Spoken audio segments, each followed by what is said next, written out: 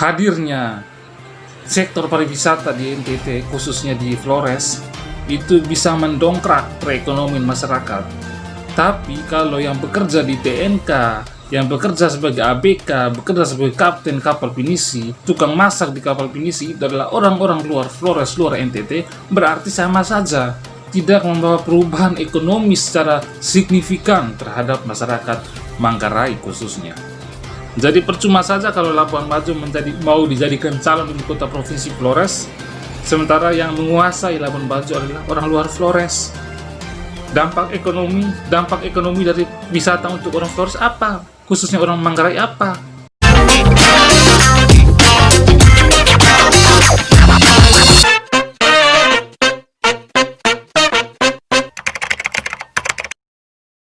Halo semuanya, jumpa kembali bersama saya di Flores Channel.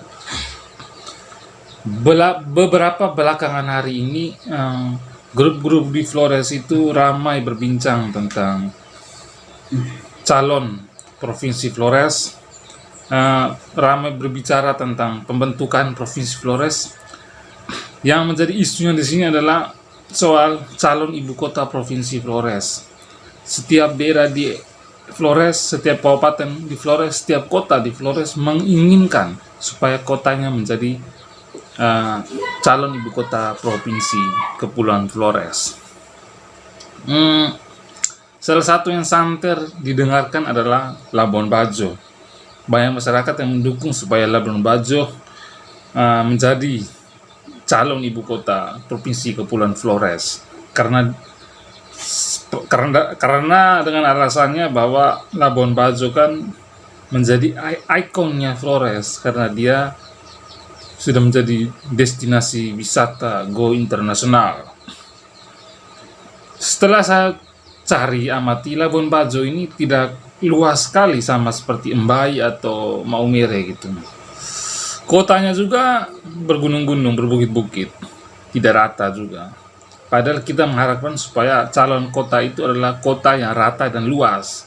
Ya sama seperti Makassar atau mungkin rata sama seperti Kupang gitu loh. Dan juga yang menjadi pertanyaan saya adalah yang bekerja sebagai pawang di Pulau Komodo, yang menjadi kepala pimpinan di TNK, yang bekerja sebagai ABK kapal pinisi, kapten kapal pinisi, tukang masak yang ada di kapal pinisi yang ada di Labuan Bajo itu kira-kira orang mana? Karena seperti yang saya sering amati di video-video itu di YouTube, itu contohnya pawang atau ABK atau kapten itu dari nama saja tidak menunjukkan bahwa mereka itu orang Flores atau orang Labuan Bajo atau orang Manggarai. Tapi dari nama itu seperti nama-namanya orang luar Flores, luar NTT. Katanya bahwa hadirnya sektor pariwisata di NTT, khususnya di Flores, itu bisa mendongkrak perekonomian masyarakat. Tapi kalau yang bekerja di TNK, yang bekerja sebagai ABK, bekerja sebagai kapten kapal pinisi, tukang masak di kapal pinisi, itu adalah orang-orang luar Flores, luar NTT, berarti sama saja tidak membawa perubahan ekonomi secara signifikan terhadap masyarakat Manggarai khususnya. Berarti percuma dong kalau kita mau buka calon ibu kota provinsi Kepulauan Flores di Labuan Bajo, sementara yang menguasai Labuan Bajo adalah para pendatang dari luar NTT, dari luar Flores. Coba kita cek tanah-tanah yang ada di Labuan Bajo dan sekitarnya.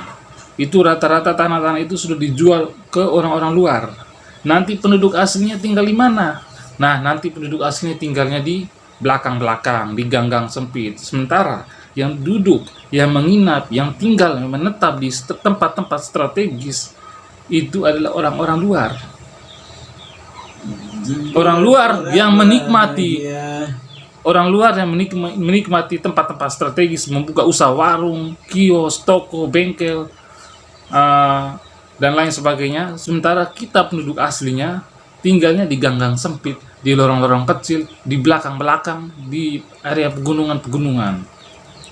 Sehingga kita membuka usaha bagaimana kalau kita tinggalnya di tempat yang tidak strategis?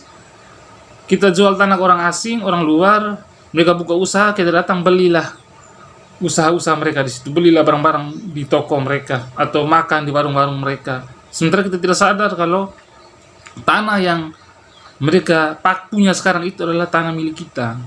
Jadi percuma saja kalau Labuan Bajo mau dijadikan calon ibu kota provinsi Flores, sementara yang menguasai Labuan Bajo adalah orang luar Flores. Dampak ekonomi dari wisata untuk orang Flores apa? Khususnya orang Manggarai apa? Gitu kan? Makanya berpikir-pikir dulu kalau kita mau menjadikan Labuan Bajo sebagai calon ibu kota provinsi Flores. Sekali lagi, calon ibu kota provinsi Flores itu bukan tolak ukurnya karena kotanya kota Pancasila atau karena kotanya adalah kota pelajar. Kalau kita punya ambisi bahwa calon ibu kota provinsi Flores harus karena dia adalah kota pelajar atau karena kota Pancasila, maka pertanyaan sekarang adalah Yogyakarta itu adalah kota pelajar. Kenapa ibu kota negara di Jakarta? Atau Surabaya itu dijuluki kota pahlawan. Kenapa ibu kota negara kita bukan ada di Surabaya? Atau Makassar dijuluki kota angin mamiri. Kenapa ibu kota negara kita bukan di Makassar? Atau Bandung dijuluki kota lautan api. Kenapa ibu kota negara kita bukan di Bandung? Kenapa di Jakarta? Ya pertanyaan seperti itu jawabannya adalah karena Jakarta letaknya strategis, mudah dijangkau. Kenapa tidak di Bali? Karena di Bali kan letaknya di tengah-tengah Indonesia. Ya, jawabannya kembali karena strategis. Itu saja. Makanya calon ibu kota provinsi Flores itu harus letaknya strategis. Bukan berarti harus di tengah. Tapi strategis yang maksudnya adalah lahannya, kotanya, luas atau tidak, lahannya luas atau tidak, letaknya strategis. Contohnya Maumere kan letak di utara. Di utara kan tembak langsung tuh ke Makassar, tembak langsung tuh ke Ambon, ke Surabaya, ke Papua, Kalimantan. Gitu. Soal pelabuhan misalnya, pelabuhan ND bagus, Maumere bagus, Labuan Bajo bagus. Tapi kita lihat pelabuhan yang strategis letaknya, yang lautnya tenang, mudah supaya bongkar muat barang dan barang dan jasa itu, barang dan penumpang itu mudah karena lautnya tenang, tidak terganggu aktivitas bongkar muatnya di pelabuhan karena lautnya tenang, pelabuhannya besar gitu, ramai pelabuhannya, strategis letaknya gitu. Begitu juga dengan bandara, semua kota kota kabupaten di Flores ini punya bandara juga bagus-bagus juga, ramai lagi. Contoh macam bandara di Waioti, bandara di Arubusman, terus bandara di Komodo itu. Terus juga yang terpenting adalah kota itu mudah diakses oleh daerah-daerah lain di Flores. Misalnya kita tempatkan calon ibu kota di Maumere, berarti akan mempermudahkan saudara-saudara kita yang dari luar sana untuk datang. Begitu juga saudara-saudara kita yang dari Manggarai Barat sana, Manggarai Tengah Timur sana untuk datang, karena ada di tengahnya Flores itu. Kira-kira ini saja yang bisa saya sampaikan. Ini pendapat saya, ini asumsi saya, narasi saya loh.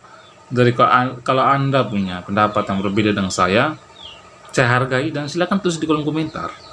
Dan jangan lupa untuk di like, subscribe, komen, dan share. Oke, bye. Sampai jumpa.